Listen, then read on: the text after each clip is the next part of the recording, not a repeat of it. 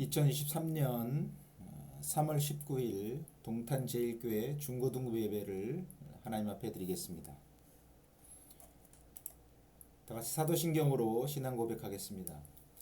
전능하사 천지를 만드신 하나님 아버지를 내가 믿사오며 그 외아들 우리 주 예수 그리스도를 믿사오니 이는 성령으로 잉태하사 동정녀 마리아에게 나시고 본디오 빌라도에게 고난을 받으사 십자가에 못 박혀 죽으시고 장사한 지 사흘 만에 죽은 자 가운데서 다시 살아나시며 하늘에 오르사 전능하신 하나님 우편에 앉아 계시다가 저리로서 산 자와 죽은 자를 심판하러 오시리라.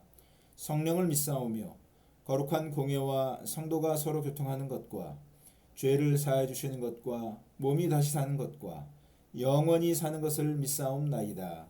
아멘. 하나님 말씀 보겠습니다. 하나님 말씀 신약성경 사도행전 10장 30절에서 48절까지 말씀입니다. 사도행전 10장 30절에서 48절입니다. 제가 봉독해 드리겠습니다. 고넬료가 이르되 내가 나흘 전 이맘때까지 내 집에서 제9시 기도를 하는데 갑자기 한 사람이 빛난 옷을 입고 내 앞에 서서 말하되 고넬료야, 하나님이 내 기도를 들으시고 내 구제를 기억하셨으니 사람을 요빠에 보내어 베드로라 하는 시몬을 청하라. 그가 바닷가 무두장이 시몬의 집에 유숙하느니라 하시기로 내가 곧 당신에게 사람을 보내었는데 오셨으니 잘하였나이다. 이제 우리는 주께서 당신에게 명하신 모든 것을 듣고자 하여 다 하나님 앞에 있나이다. 베드로가 입을 열어 말하되 내가 참으로 하나님은 사람의 외모를 보지 아니하시고 각 나라 중 하나님을 경외하며 의를 행하는 사람은 다 받으시는 줄을 깨달았도다.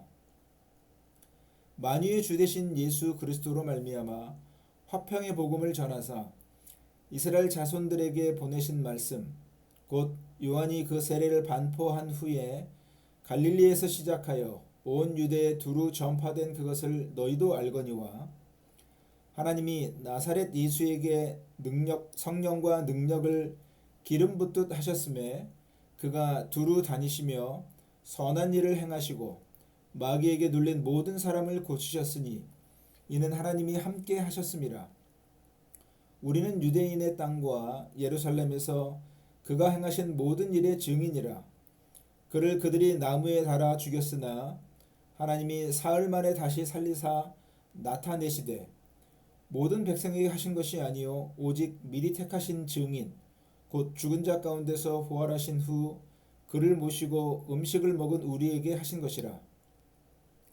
우리에게 명하사 백성에게 전도하되 하나님이 살아있는 자와 죽은 자의 재판장으로 정하신 자가 곧 이 사람인 것을 증언하게 하셨고 그에 대하여 모든 선지자도 증언하되 그를 믿는 사람들이 다 그의 이름을 힘입어 죄사함을 받는다 하였느니라. 베드로가 이 말을 할 때 성령이 말씀 듣는 모든 사람에게 내려오시니 베드로와 함께 온 할례 받은 신자들이 이방인들에게도 성령 부어 주심으로 말미암아 놀라니 이는 방언을 말하며 하나님 높임을 들음이로라. 이에 베드로가 이르되 이 사람들이 우리와 같이 성령을 받았으니 누가 능히 물로 세례 베풀물 그 말이요 하고 명하여 예수 그리스도의 이름으로 세례를 베풀라 하니라. 그들이 베드로에게 며칠 더 머물기를 청하니라.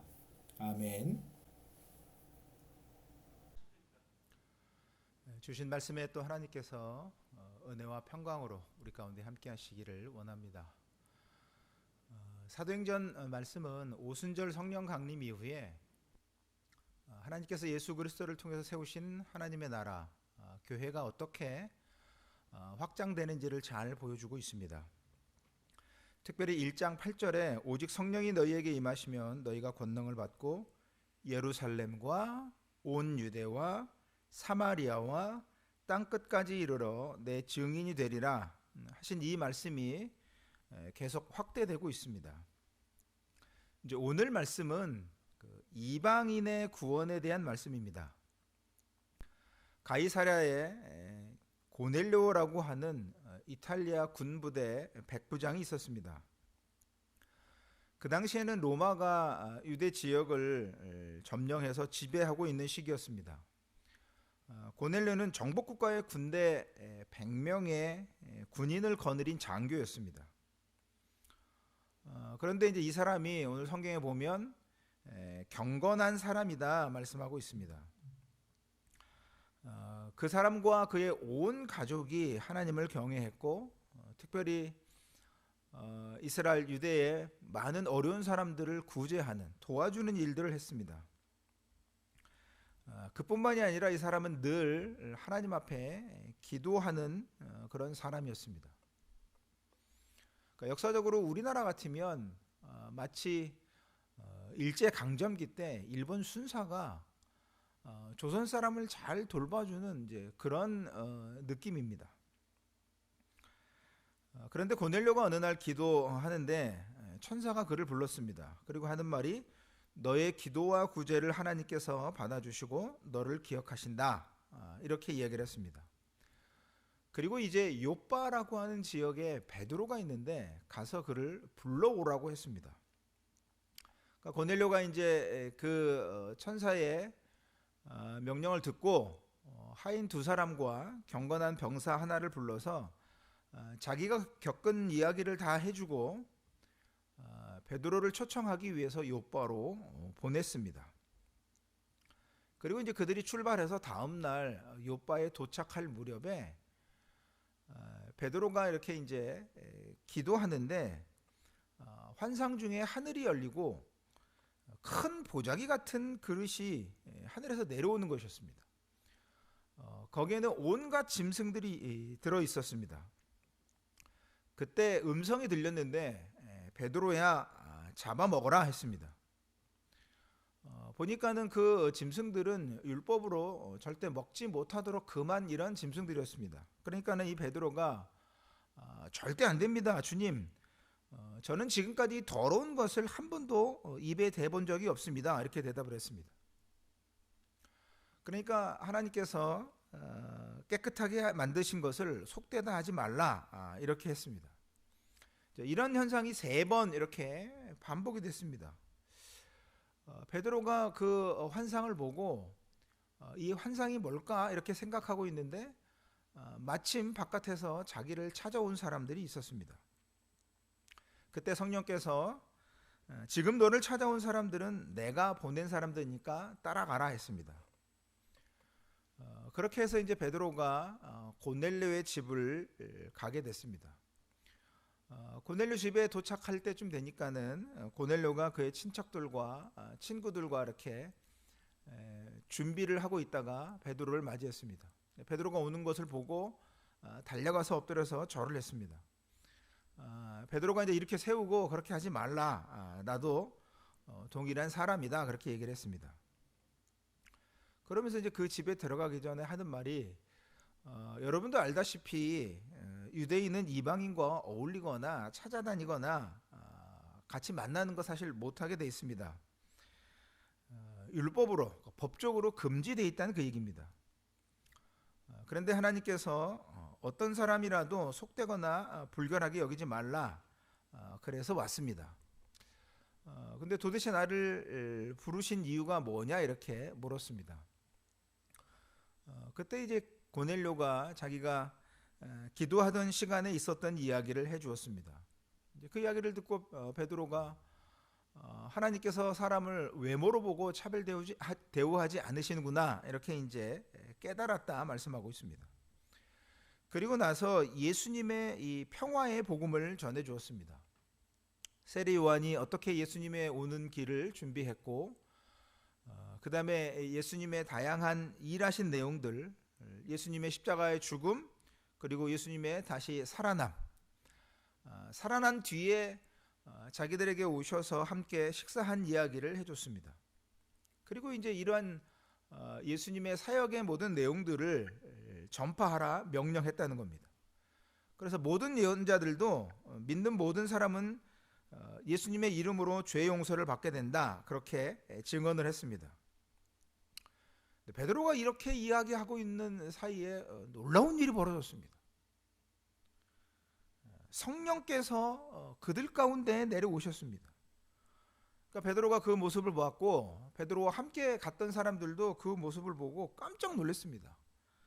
그러니까 이방인들에게 성령의 그 역사가 나타난 겁니다. 그렇게 해서 이제 그들에게 세례를 베풀고 며칠 더 머무른 다음에 돌아왔습니다. 근데 이제 문제는 그들이 예루살렘에 도착했을 때 유대 그리스도인들이 베드로가 고넬료 집 방문한 것을 크게 문제를 삼았습니다. 왜냐하면 사실 그건 율법적으로 있을 수 없었던 일이었기 때문에 그렇습니다. 그런데 베드로가 그동안의 이제 상황들을 쭉 설명하면서 내가 그냥 내 마음대로 한 것이 아니라 하나님께서 명령하셔서 간 것이다 이렇게 얘기를 해줬습니다. 그러니까 더 이상 그들도 이제 뭐 시비를 걸 수 없고 하나님께서 이방인에게까지도 이런 은혜 베푸셨구나. 그래서 하나님께 영광을 돌렸습니다. 그러니까 사실 본래 이 율법에는 하나님의 백성들이 부정하다고 판단되는 것은 그 어떤 것과 접촉해서 안 됩니다. 그게 물건이 됐든지 아니면 무슨 짐승이 됐든지 사람이 됐든지 이렇게 그 부정하다 판단되면 절대로 접촉하면 안 됩니다. 거기에 이방인이 포함되어 있었습니다. 그 이유는 뭐냐면 이제 하나님의 거룩하심을 지키기 위함이었고, 그 다음에 하나님의 백성들은 거룩하니까 이렇게 부정한 것들을 가까이 하면 안 되고, 그리고 접촉해서는 안 됐던 겁니다. 그런데 이제 그런 모든 것들을, 모든 문제들을 예수님께서 십자가에서 죽으심을 통해서 모두 다 해결하셨습니다. 그러니까 율법의 한계와 제한되었던 것을 완전히 새롭게 하신 겁니다. 그런 측면에서 보면 저와 여러분은, 우리 모두는 사실 이방인으로서 하나님 앞에 부정해서 하나님 앞에 나갈 만한 아무런 가능성이나 자격 이런 것들이 없었던 사람들입니다. 그러니까 우리 자체가 사실은 하나님 앞에 나갈 자격 조건이 없는 겁니다. 그런데 그 모든 문제를 예수님께서 십자가에서 다 치워버리셨습니다. 이전에는 부정해서 만나도 안 되고 사귀어서도 안 되고 그러한 우리들이었는데 주님께서 생명 주셔서 이제 하나님 앞에 이렇게 얼마든지 자유롭게 나올 수 있게 하신 겁니다. 굳이 예를 들자면 우리 정서로 하면 옛날 조선시대에 양반과 무슨 하인 이렇게 상민이 이렇게 신분 차이가 엄청 심했는데 이제는 상민이나 무슨 머슴이나 양반이나 똑같이 뭐 밥 먹고 똑같은 지위를 갖는다, 뭐 이런 겁니다. 그러니까 하나님께서 우리에게 얼마나 큰 은혜 베푸셨는지를 알 수 있습니다. 어떤 가능성도 없었던 이방인이었던 우리들이었습니다. 근데 하나님 앞에 나가는 모든 가능성을 허락하셨습니다. 그 방법이 바로 예수님의 십자가의 죽음입니다. 다시 살아나심으로 그 모든 것들을 새롭게 하셨습니다. 그러니까 예수님의 생명의 이 대가로 우리가 하나님의 은혜를 입게 된 겁니다. 그냥 우리가 하나님 앞에 나와 있지 않습니다. 얼마나 큰 은혜 받았는가를 기억하시기 바랍니다. 그래서 그 은혜 감사하고 우리가 늘 경건하고 선한 일에 힘쓰고 기도의 삶을 살아가는 저와 여러분, 우리 모두의 삶이 되어지기를 소원합니다. 기도하겠습니다. 하나님 감사합니다. 또 주신 말씀을 통해서 어떻게 하나님께서 이방인에게까지도 그렇게 복음의 큰 은혜를 입게 하셨는지 깨닫게 하시니 감사를 드립니다. 하나님 앞에 아무런 자격도 조건도 없었던 우리에게까지도 이제 이 복음의 은혜를 베풀어 주셨습니다.